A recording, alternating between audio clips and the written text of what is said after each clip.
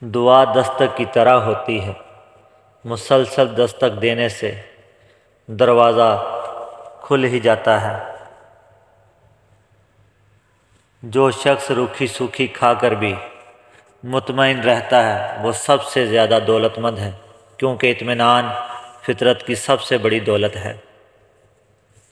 نیت کتنی بھی اچھی ہو، دنیا تمہیں تمہارے دکھاوے سے جانتی ہے، اور دکھاوا کتنا بھی اچھا ہو، اللہ تمہیں تمہاری نیت سے جانتا ہے۔ عشق ایک ایسا راز ہے جو اس سے آشنا ہو جاتا ہے وہ خود سے بے آشنا ہو جاتا ہے۔ اللہ تعالیٰ نے جو تیرا حصہ مقرر کر دیا ہے، اگر تو اس پر راضی رہے گا تو گویا تو ہی سب سے مالدار شخص ہوگا۔ اپنے ارادوں میں مخلص رہو، اللہ تعالیٰ کی مدد کو اپنے ساتھ پاؤ گے۔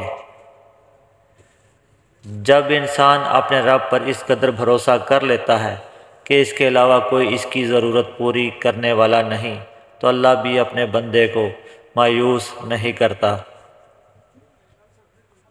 جو بندہ کسی مسلمان کی پردہ پوشی کرے گا، قیامت کے دن اللہ تعالیٰ اس بندے کی پردہ پوشی کرے گا۔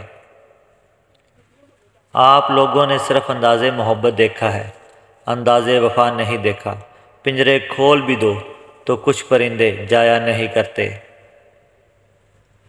ہمیں سب سے زیادہ تکلیف اس وقت ہوتی ہے جب اللہ ہمیں کسی کا اصلی رنگ دکھاتا ہے اور ہم بار بار حقیقت کو ماننے سے انکار کرتے ہیں۔